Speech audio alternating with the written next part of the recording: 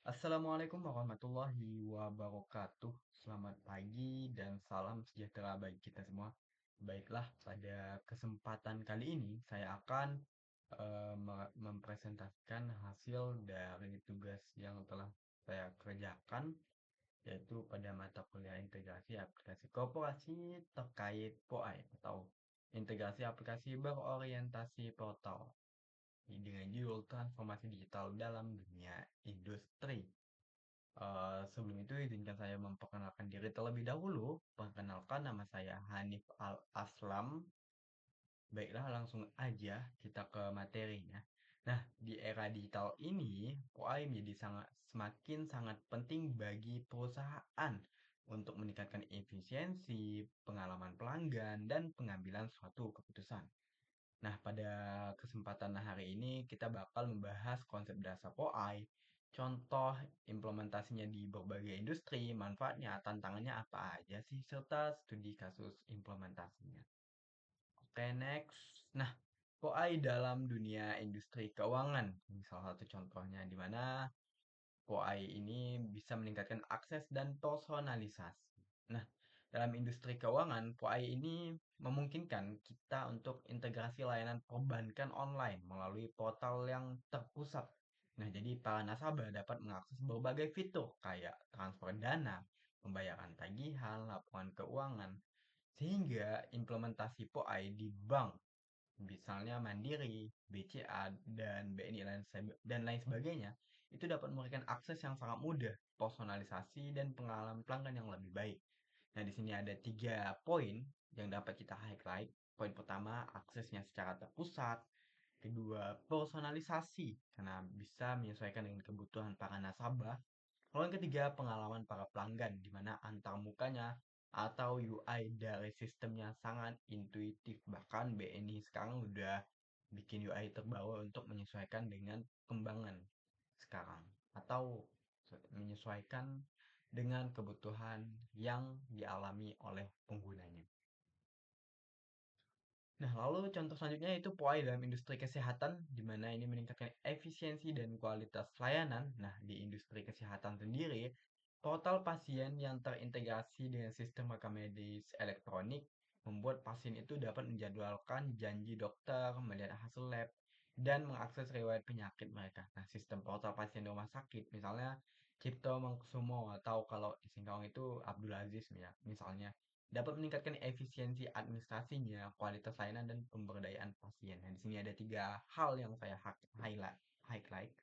Yang pertama, efisiensi administrasi, di mana ini mengurangi tugas manual dan otomatisasi proses, di mana yang dulunya kita pakainya yang tulisan atau ya yang sangat manual banget, sekarang udah teradministrasi secara terkomputerisasi. Lalu kedua, kualitas layannya semakin mudah untuk diakses ya, dan semakin relevan dengan dunia sekarang. Lalu yang terakhir, pemberdayaan pasien, di mana kita bisa mengontrol lebih banyak atas informasi kesehatan mereka dengan lebih mudah.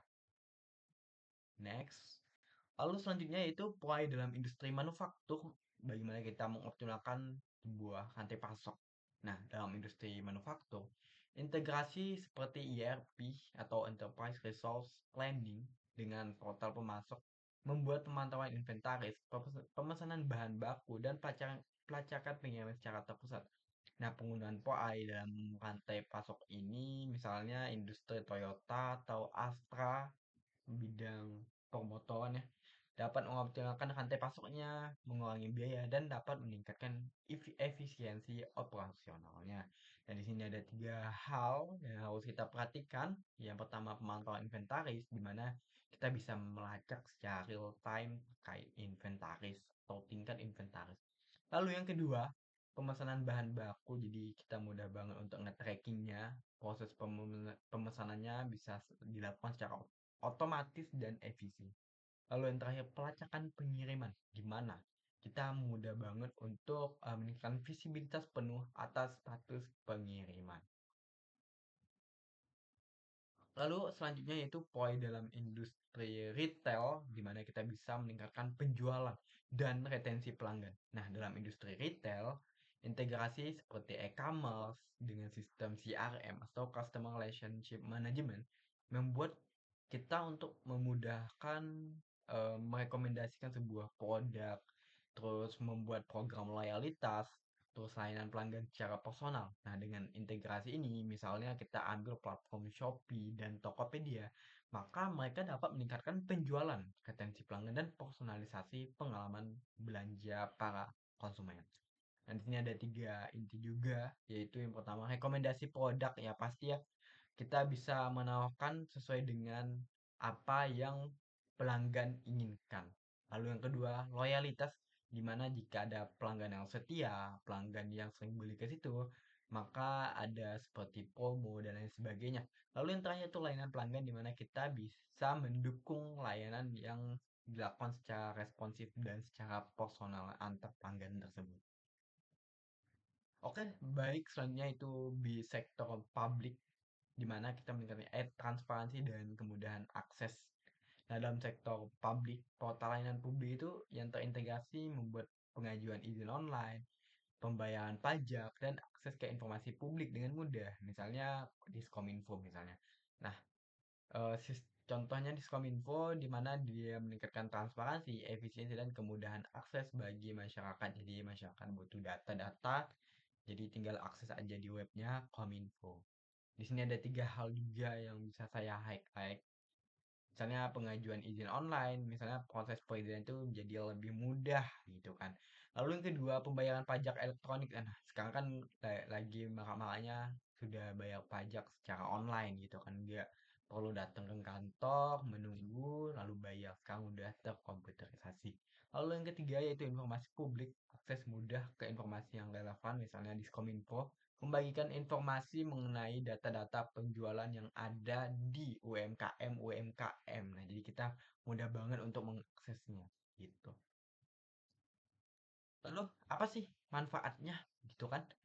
Yang pastinya dapat meningkatkan kinerja ya bagi suatu bisnis di mana tidak jauh-jauh dari efisiensi operasional, peningkatan pengalaman pelanggan, pengambilan keputusan dan kita bisa berkolaborasi gitu kan. Nah, peningkatan operasional produktivitas menjadi suatu hal yang sangat terpenting. Kemudian manfaat lainnya seperti yang sudah saya sebutkan tadi. Jadi memang manfaatnya yang pasti efisiensi itu pasti pengalaman pelanggan, terus pengambilan suatu keputusan dan berkolaborasi. Nah, itu mudah banget untuk dilakukan. Lalu apa sih menjadi tantangan dari POI itu sendiri? Nah, implementasi POI itu sangat tidak selalu mudah. Tantangannya banyak banget, apalagi dengan sistem-sistem yang ada di sekarang, khususnya di Indonesia ya. Dari segi keamanan data, privasinya, biayanya, dari segi pemeliharaan, implementasi, serta perubahan budaya organisasi, itu sangat mempengaruhi. Nah, sehingga perusahaan itu harus mengatasi tantangan ini dengan mengimplementasikan POI secara berhasil, gitu kan.